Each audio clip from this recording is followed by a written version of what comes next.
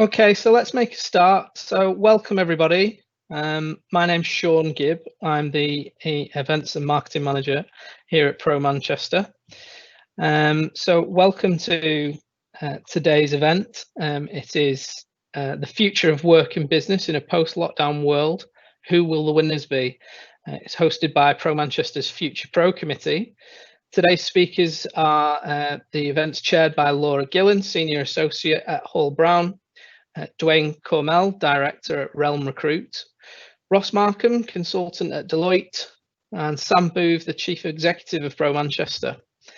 Following today's session, I'll send out a post-event email which will contain any post-event collateral, links to where you can find out about other Pro Manchester events, and our new Pro Manchester YouTube channel where you can view some of our past webinars that you may have missed. You can watch back, you'll be able to watch back this one.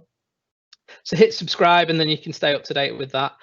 And it'll also contain a feedback form. So if you could please fill this in, it is really helpful to us to continue to improve our offerings and provide consistently great content. If you want to communicate with me or any of the panel, please use the Q&A function in the corner and ask any questions. You can send them to me privately if you have like a technical issue, or if you want to ask the panel something, ask away on there. We'll try and get through as many questions as possible. So without further ado, I will hand you over to Laura. Good morning, everyone. I'm Laura from Hall Brown Family Law. Thank you for logging on and joining us all on what is a very nice sunny day in Manchester. As Sean said, we've got three people on the panel. We've got Sam, CEO from Pro Manchester, Dwayne, Director at Realm Recruitment, and Ross, a consultant at Deloitte. So I'll sort of kick off with the first question to all of you, but maybe to Dwayne first. In terms of, I know you've done some research into this, in terms of what employees are looking for from their employers, sort of now and in the future in a post-lockdown world, what sort of come up as the most important for you? The picture's pretty complex, actually. So I think it bears giving some context that before the pandemic, in our line of work, recruiting lawyers, the most common demands that lawyers had when they were looking for new jobs or looking for more from their employers were more money and greater flexibility, improved soft benefits package, and clear progression criteria. The research we've done looking at how the pandemic will impact all of that basically says all of those things are going to be just as important to them, but that on top of that, the demand for flexibility has shot through the roof. It seems clear that there's just now an insatiable demand for that I don't think employers will be able to resist. And then on top of that, there is very clear signs that people are wanting more of an emphasis on well-being coming from their employers, and generally better communication from management too. So I think employers are going to have a difficult job actually as a result of this pandemic, because it's shown certain issues that hitherto were not necessarily seen as being all that important to be massively important. But at the same time, all of the traditional things that people want, they're still going to want. Ross, do you have anything to add on top of that? I could see you nodding along. Yeah, no. Hi everyone, morning. Yeah, for sure. A lot of what Dwayne says certainly rings true. From what I'm hearing from my clients, just by way of context, the clients I tend to work with are large multinational organizations, and specifically within HR, and I think that those demands for things like pay, career progression, flexibility were already there, and I think they're going to be they're already even more so there now.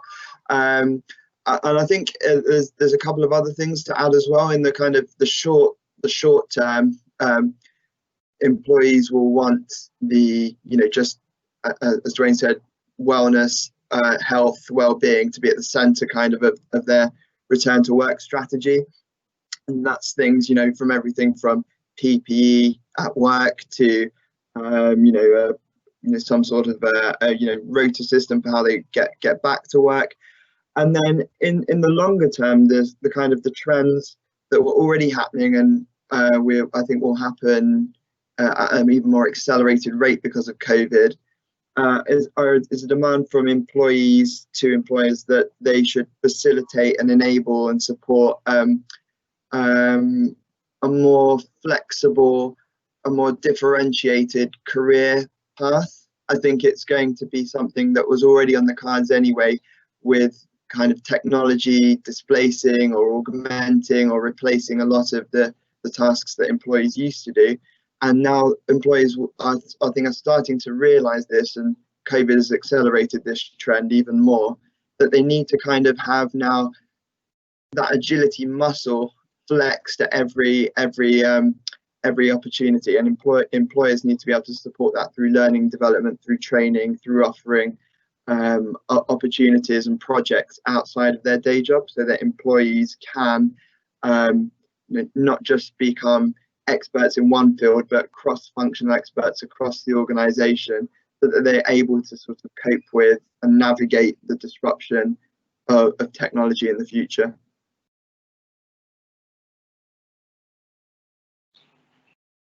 Sam, did you have anything that you wanted to add to that? I mean, obviously, I 100% agree with both Dwayne's their points that have been mentioned before. I suppose the only thing that coming from an employer's perspective, this is absolutely put the individual at the front and centre of everything that we do, and that's the employee welfare now is the most important thing for me when I'm thinking about returning back to work.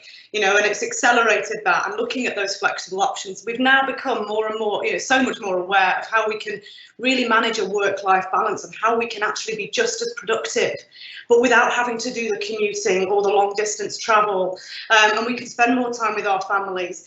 On the flip side of that, though, there is the side of it where actually, when you've got no distinction between your workplace and your home place, means that actually there's a compulsion and an impulsion to work even harder. So you can log on at 7 in the morning and you can be still logged on at 9 o'clock at night.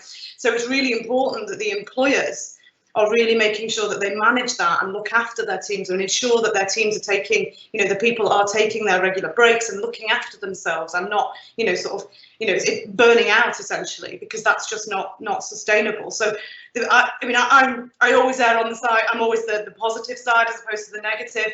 And this has opened some wonderful, wonderful opportunities, and it's 100% put employee welfare at the front and centre of all of that. And I think that's a really, really positive step forward. I think we were moving that way anyway. The conversation was definitely already turning to mental health and well-being, but this is just, as you mentioned before, it's just accelerated that totally. So, I think that's a really positive thing.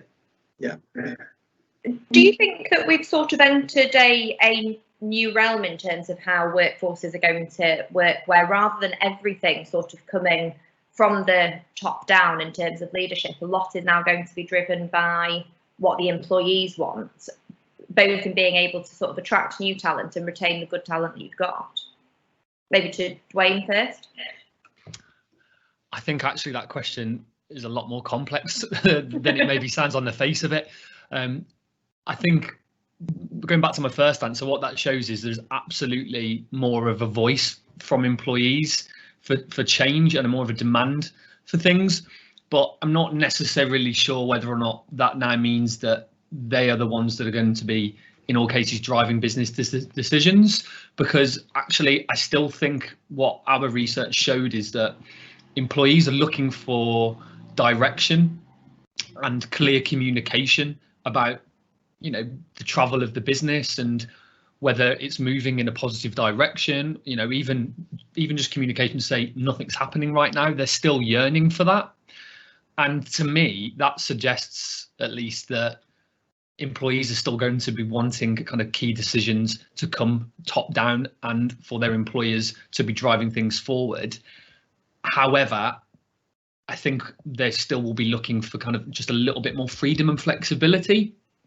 Not just in terms of where they work, but in terms of how they work or the hours they work, with the overall kind of direction of travel still coming from above.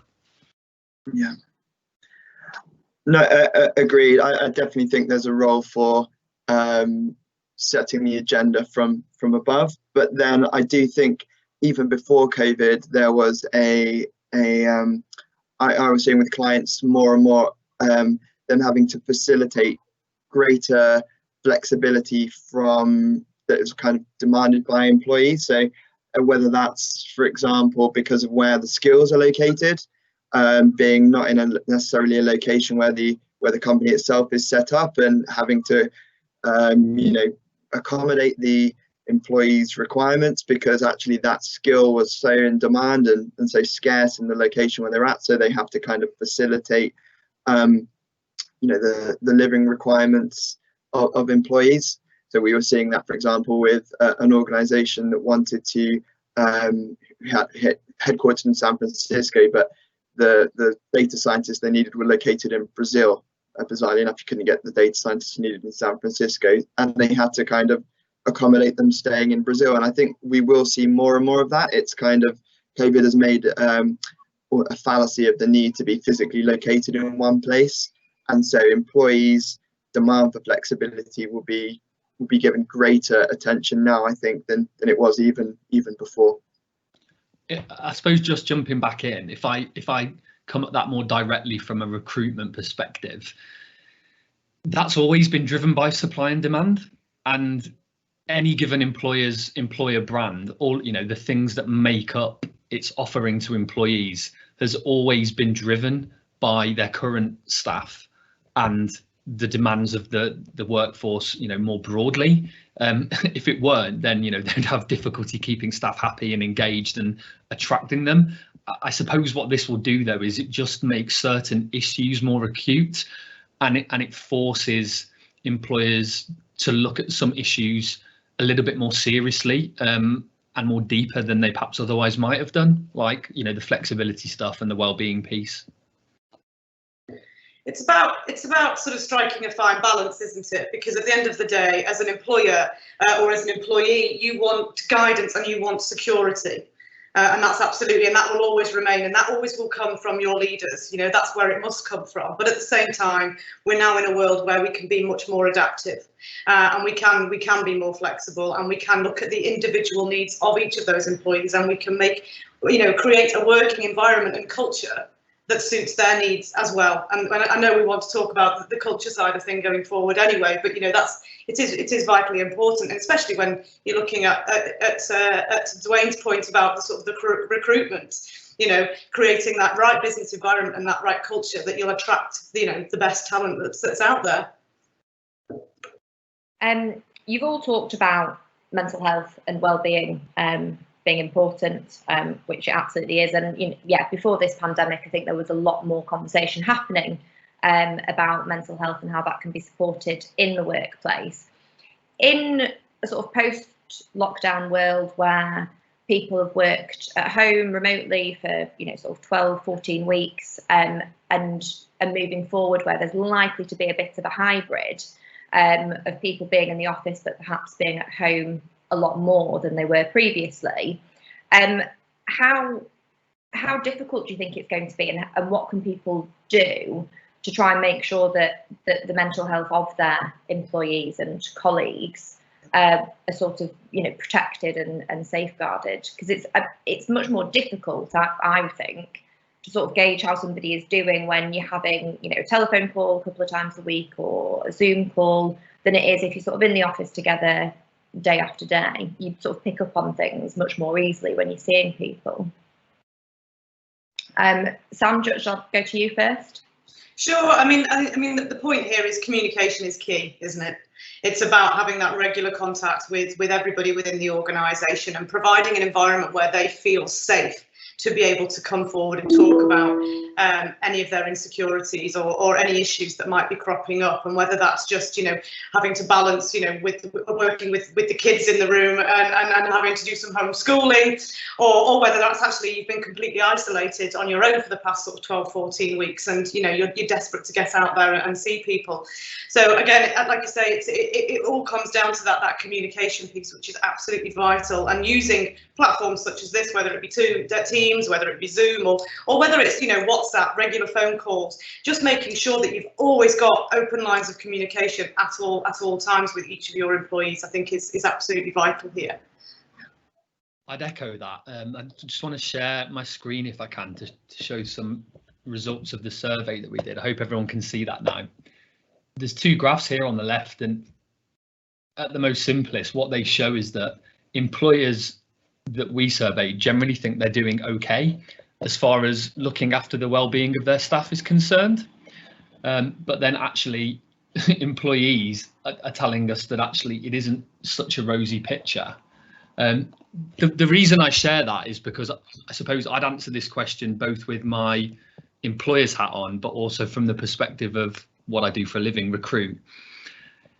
I think this is really difficult, and although it's been increasingly on the agenda in recent years, I think it can be difficult enough at times to look after your own mental well-being, let alone that of others. And so if I was an employee right now, what I'd be taking from all of this is that employers definitely have been alerted to the fact that they need to do more. And, you know, measures that were previously admirable, like free fruit or paid yoga classes, they maybe just won't cut it anymore.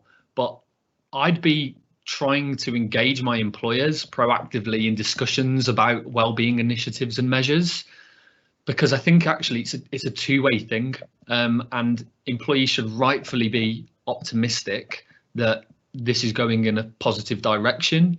But I would just, you know, suggest that they ought to be cautious if they think that this pandemic in itself is going to be effectively a magic wand and that all employers will be good at this from now on, because I think that data I just showed, it shows there's a disconnect there, and, you know, employers need a bit of help on the way.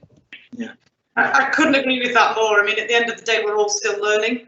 This is new territory. We've all kind of been catapulted into this new world where, again, I say, you know, we were all moving over into a more remote kind of working environment, but, you know, this has accelerated that 100%, and there has to be a certain amount of mindfulness in the fact that, you know, we're doing the best that we can, but we've got a lot to learn. And, you know, things like that are actually really, really fantastic to help businesses really understand, okay, where am I going wrong? What more can I do?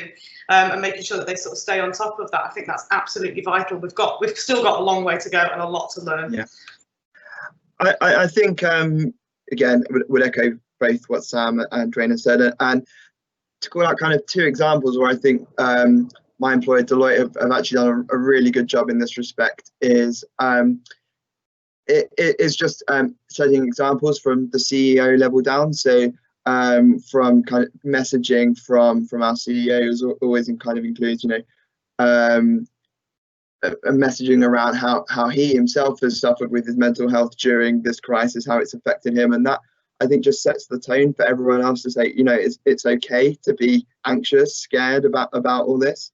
And then at the same time, I think the second thing that Deloitte have done really well is be really transparent about the measures and the steps they're taking to kind of alleviate the effects of COVID on the business. So setting out, you know, this is the package of measures we're taking. This is based on kind of the worst case scenario where we've been completely transparent with you guys, and it just kind of takes away any of the sort of additional anxieties or fears you may have about job insecurity, pay insecurity, you know, what's going to happen. It just almost, you know, view this is the worst it can get, hopefully, and yeah, it's just another thing. It's one less thing to kind of worry about, which I think was really helpful from an employee perspective.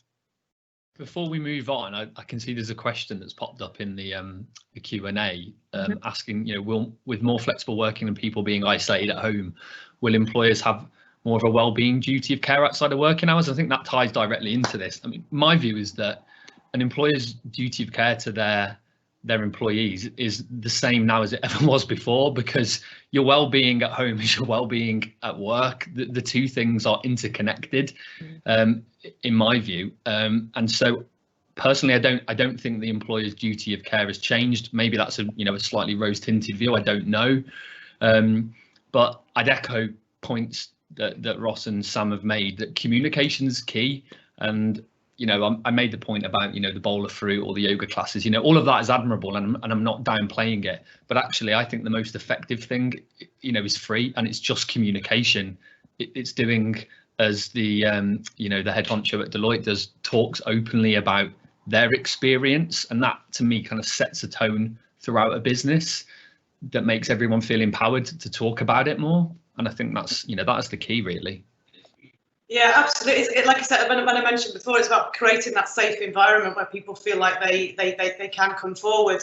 With regards to the duty of care issue, I don't think it's changed necessarily. It's just become more apparent. Because I think, you know, we're very much, because we are you know, remote and distanced from everybody. It's not as easy to keep a hold of these sorts of things. So it has become a lot more, you know, apparent to certainly from an employer's perspective that actually you do need to keep a closer eye on what's happening with your employees and what's going on. That would be my. I mean, you've all sort of said that communication is key, and I completely agree. In terms of how things are communicated, obviously working from home, we've all relied on technology that perhaps we weren't relying on before, particularly video conferencing like this. And I've been reading an article recently about how actually dealing with everything this way can actually have a bit of a detrimental effect on your mental health. Because it does feel like quite an artificial environment. People are not used to looking at themselves on a screen when they're speaking. If you're in a face-to-face meeting, you wouldn't be particularly aware of your own mannerisms or what your facial expressions are doing. Is there a way that that companies can communicate better, or make sure that not everything is having to be done in a way that tries to replace face-to-face and is sort of more beneficial and less detrimental on mental health? I think, you know, the situation we're in, I think everybody's, you know, there's a bit of give and take that's got to come from everybody's side, because we can't all sit around a board table and have a, you know, a team meeting with a cup of tea.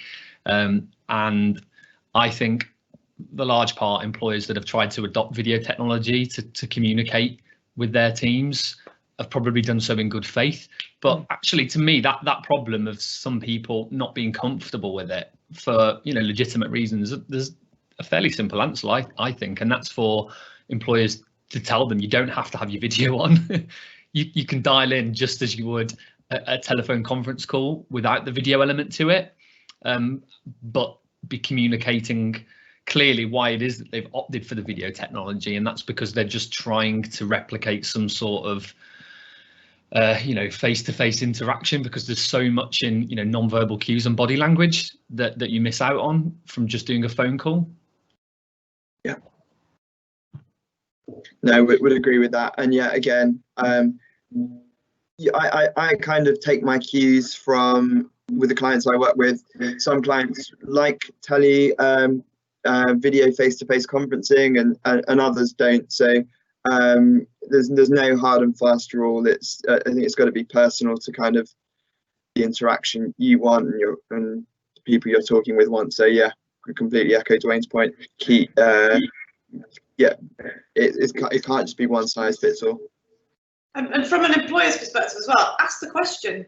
I mean, it's the simplest way. I mean, that's what I'm doing with all of my meetings now. I'm saying, right, okay, well, I'm on Teams, I'm on Zoom, I'm on WhatsApp, I'm on the phone call. What's the best way to communicate with you, and what would you prefer? And so they can then, you know, give you their preferred choice. It's totally up to them in that regard, isn't it? And then you can manage that. Yeah, all very helpful and sensible suggestions. One of the things when I was sort of doing a bit of research for this, that occurred to me that is perhaps more difficult if we move to a bit of hybrid situation where some people are at home and some people are in the office and there's much more flexibility. If you're in a more senior position, that's, you know, great and makes life much easier. If you're quite a junior person coming into a company and you're there to sort of learn, train, develop your skills, how do you think that can work, and what could people do to still make the most of that and still be getting the proper training and employers offering the proper training if there's less of that sort of learning just by seeing people doing their jobs on a day-to-day basis. If I go to Ross first. Sure, yeah, it's a good question. I mean, the direction of travel pre-COVID anyway, I think certainly for Deloitte and clients I tend to work with was more of a move towards e-learnings and then complemented by learnings on the job. For sure, that latter part is going to be harder. There's nothing, quite like, sitting next to someone, kind of shadowing what they're doing, or having someone you can just, quickly ask questions of. For sure, it's a challenge, but of course, we do have the next best thing, which is these type of tools, video conferencing, IM, etc. I mean, and then the other side of that for me as well is also is even for those in senior positions, there's kind of, again, two dynamics they have to consider. One is how do you go out and win new work if you can't meet new people? On established clients I work with, it's kind of fine. We get along fine with teleconferencing, but how do you kind of build rapport with your clients when you're not in the room with them, when you can't go out for a beer after work? That's a real challenge. And then the other challenge for senior people and everyone across the business is that learning piece as well, because learning now more than ever is not restricted to people at the junior grades, as I kind of touched on earlier. Gone are the days where I think you'll have a trade for 40, 50 years, become more senior in that trade by virtue of how good you are. I think we're going to be seeing a lot more kind of flexibility, cross-functional working, project working, the ability to apply your skills to different scenarios and different contexts.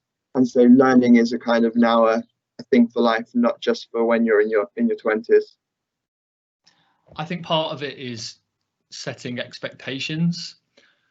I think senior people need to be managing the expectations of junior team members, that without that natural learning curve that comes from sitting next to someone or being in an office, that they ought not to expect to achieve the same results as quick. And flipping that round, if I were, a junior person and the senior person that I report into hadn't been clear with me as to what, they're expecting in terms of my progress, I'd be asking them how are they going to factor in that I haven't got that learning on the job. And as Ross says, e-learning, I think it can be very powerful. If there's not e-learning opportunities available to employees, I'd be banging on the door of, my manager or my employer, asking about them at a time like this, because it's crucial that we all continue moving forward and learning. And, ultimately, I do take the view that face-to-face interaction, learning in person with other people is the best way forward. But without that, you at least need something. I've not got lots more to add to that, to be honest with you.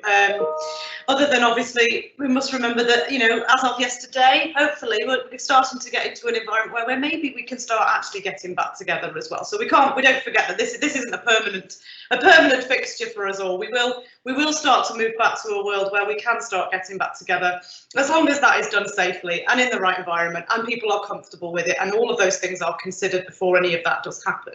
But we do have to remember that at some point, and I think there's a real want and a real need for that we will be able to get back together. I'm going to sort of touch on culture of companies and how that can sort of be maintained, not just at the moment when, like Sam says, we are in a temporary state, touch wood, at the moment. But it does seem to be that, moving forward, there is going to be this hybrid situation where we're sort of a bit at home, a bit in the office. How can companies sort of maintain their culture if their workforce aren't together very often? I mean, I've heard of some companies that are actually just closing their offices entirely, which seems to me to be a bit of a knee-jerk reaction. Personally, I think it's important that there is a base of where companies are based. and where a workforce can all be together if they choose to be, and an office that people can come into. But how do you think companies are going to be able to maintain culture that they've developed if we have a situation where people are working much more remotely than they were before? Dwayne, I'll go to you. I would echo that point that you've just made there, that I think closing an office is a dangerous measure. I understand not everybody will agree with that, and certain businesses are fundamentally founded on the fact that, you know, they're not geographically rooted anywhere. But the way I see it, an organisation needs something physical, a presence that binds everybody that works within the organisation to it, and somewhere where they can choose to be together if they so want, because with all the will in the world, you can try to create a positive culture, but culture in a large part is something that naturally develops by virtue of, you know, people being together and interacting. So I guess what I'm saying is I would urge caution to anyone thinking that, you know, altogether closing an office is a good idea. Second to that, I think we've got to make the best of, you know, what we've got available. That's, you know, the video conferencing stuff. So trying to arrange things that would replicate things you would ordinarily do in normal life, like going for a drink on a Friday with your colleagues. You know, with the best will in the world, you know, not everybody's going to be into that. We've arranged quizzes or occasional Friday drinks, and I've learnt myself that you can't be too forceful with it. Not everybody wants to do it all of the time, and you know, people are getting kind of, you know, Zoom fatigue. But at least offering that as an option on a kind of management level of kind of how you keep culture. I always think back to, I can't remember the book I read it in, but it makes the point that, you know, humans are emotional creatures first and foremost, and rational second. I think managers need now more than ever to work out what it is on an emotional level that kind of motivates their teams, why it is that they care about the business they work for, why it is in, you know, let's say it, difficult economic conditions, they're going to want to kind of stick with it. And if they can do that, then actually, I think, you know, it won't be easy to maintain culture, but it will help, because, you know, you can lean on the things that people are telling you is important to them. Yeah. Again, I think it again, I keep reiterating this point, but it does very much come down to the individuals within your team, doesn't it? And I very much agree with you, Dwayne, on that motivational point. So what motivates people within your team? So from a sort of a productivity level, if you can really get under the skin of that and understand whether it's the team working, they might want to do more pub quizzes and things that are a bit more social, whereas it might be somebody else actually is motivated by something quite different, and therefore you have to be quite adaptive to all of those sorts of things. I think with regards to the closing of the office space, I think it's a difficult one, this one, and I think again goes back to a transparency point of view. Some businesses will be closing their offices, but for a financial reason, because at the end of the day, what they want to do is they want to secure the sustainability of the business, and therefore the workforce, you know, teams, exactly the jobs, basically security. So actually, if they're doing it for that reason, then, you know, that's very transparent, it's very clear, and actually you'd rather keep your job than you would have an office space. So I guess all of these things have to sort of be considered. But again, you know, we've very much become aware that we can now work in a much more flexible environment, where if actually you don't probably need quite as big a footprint, for example. You know, it could be a reduced footprint, so you've still got somewhere where you can get together, where you can meet, where you can still do all of those sorts of things, but perhaps it doesn't need to be quite on the scale that it was now. I mean, I've spoken to a number of professional services firms who, you know, were looking maybe to expand their footprint in Manchester, and now have sort of said, well, I'm not sure we actually need to do that, but they are all in agreement that they need a space. They need to be able to bring people back together, because, you know, like you say, we're emotive human beings, and based on, you know, who like to be social and like to be together. So we need to be able to provide that environment for them. Conscious that, you know, there are probably going to be perhaps more people viewing this that are employees rather than employers. You know, the culture of any business is made up of the collective, and I don't necessarily think that means it's something that should always be driven by the employer. I think an employee now that cares about the organization they work for and has got concerns about culture or wants to make suggestions should be on the front foot with it and should be communicating that up the food chain. I think any good employer would only welcome that sort of positivity and engagement. Yeah, I mean, and again, to echo points made by both Sam and Dwayne, I think I prefer to think of cultures rather than culture. I think within sort of firms of the size of, say, Deloitte or similar, there's no one size fits all culture. You can have your team, your individual team of maybe 5 to 10 people can have a completely different culture from the 5 to 10 people that work in a different team sat on the desks opposite you. So and within that, your smaller team, there are 5 to 10 different people, again, with very differing needs, different requirements, different levels of interactivity or need to socialize, ability to socialize, for example, due to family commitments. So I think culture is helpful to some level, to have a macro organizational level, but I think really we have to think more about teams and then individuals within those teams. What are their requirements?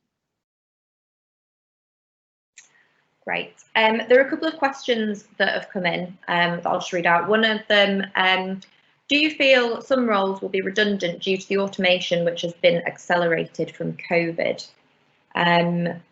Go to you first, Ross. Sorry, I've lost audio there. I'm sorry.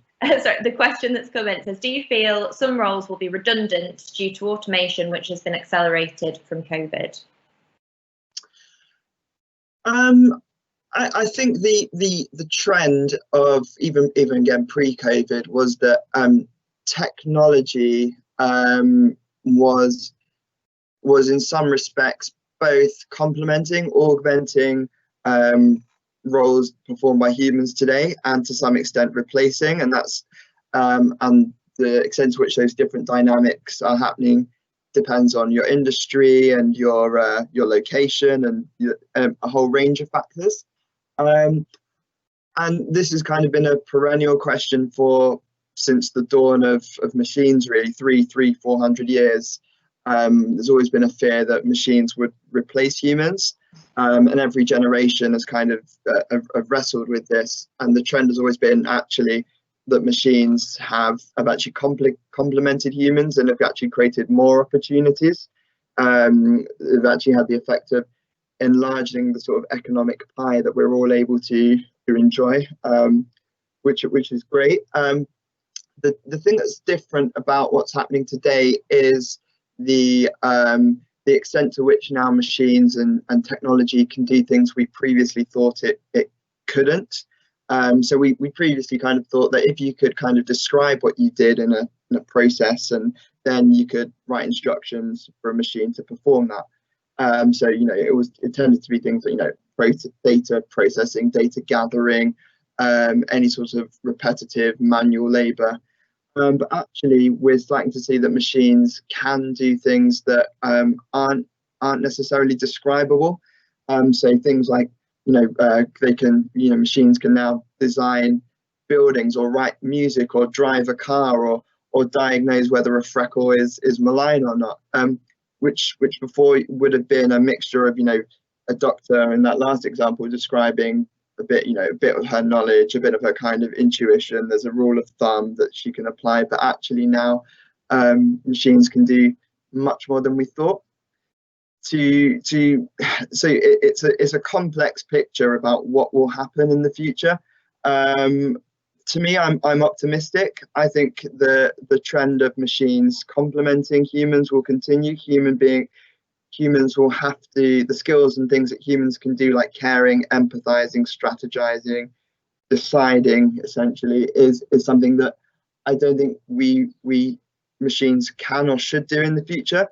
What I do think will happen is there will be jobs that will go in the short term, or jobs that will change in scope in the short term, but actually the time that's freed up for human beings can be redeployed to more meaningful, more value added, more strategic consultative work. that machines can't do. So it's a complex picture, and appreciate that's a long answer. It is a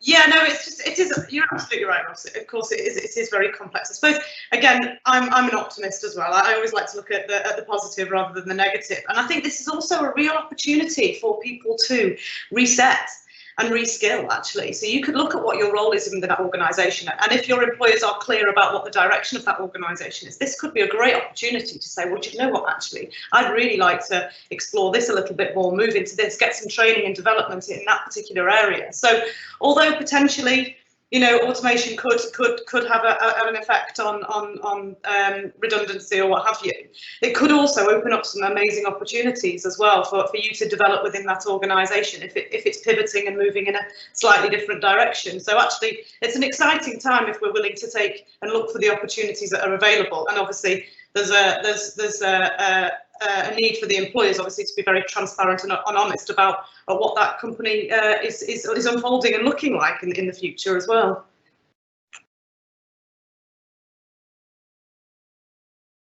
Dwayne, is there anything that you would add to that?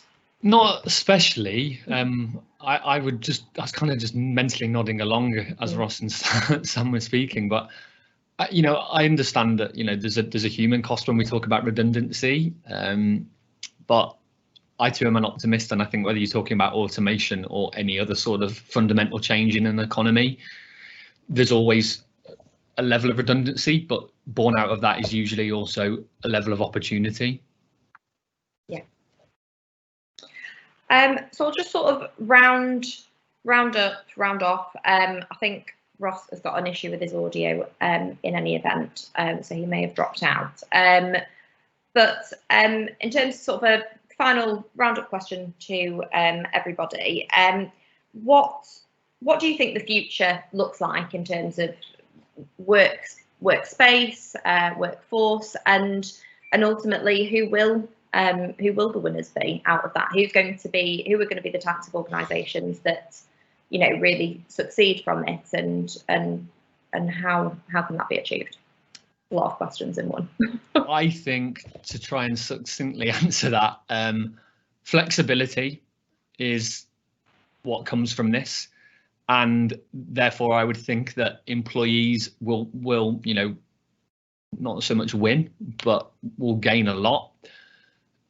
And I think actually all employers in principle could also win and gain a lot, because the way I see it is, you know, employees that are trusted and given flexibility are more likely to engage with the business.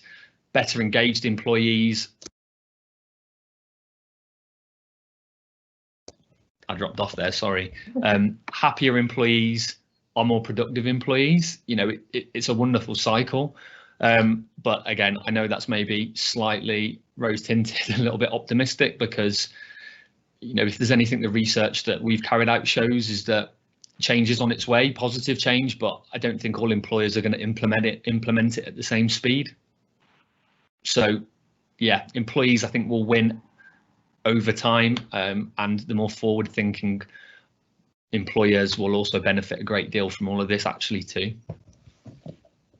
Yeah, I agree with that. For me, the winners are going to be the most adaptive, and that's the businesses, but that's the employees as well. The people who are willing to look at what's happening, to change the businesses, you know, look at where are we going forward, how are we going to survive, and then bringing the employees along with them, and with the people who are prepared to say, do you know what, that's an exciting opportunity, I'd like to look at this. So for me, it's all about that. Yes, flexibility is part of that bigger picture, but it's the ones that are going to be most adaptive and less, you know, resistant to change, because at the end of the day, the world is a whole different place to it was a couple of months ago, and we all know that. And if we don't change, then, you know, we're not going to be able to survive. So we've got to move forward fast and with it at that pace. So yeah. Yeah, from what I heard of Sam and Dwayne, I would agree. I'm sorry, I'm losing audio a little bit, but for me, there's a couple of things to consider. So on a sort of macro level, who will be the winners? It will be kind of, you know, the the big players, essentially those who haven't had to shut down during the lockdown, so your Amazons, your Costco's, the supermarkets. They've kind of, and the technology companies as well, the Facebooks, the Apples, the Googles, again, they've had the usage, I think, to sort of consolidate their position in the market. Those smaller companies that have been able to stay afloat and have been able to adapt, I think, will be the winners, or those who kind of survive this. And then, yeah, from an individual level, as Sam alluded to, I think it's definitely those that can adapt, those who have the desire to, the ability and the desire to sort of navigate the complexity of the future sort of work landscape, who will survive, and those, who just have, the skills that can be deployed in a range of scenarios, that aren't kind of fixed in one trade.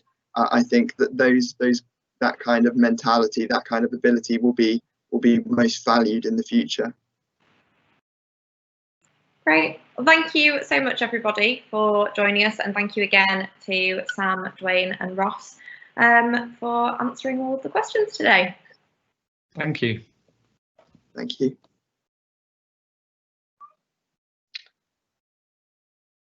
So thanks, everybody.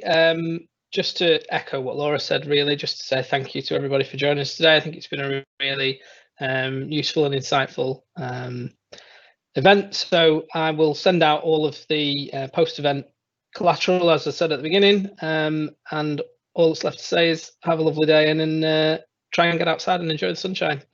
See you later, everyone. Bye.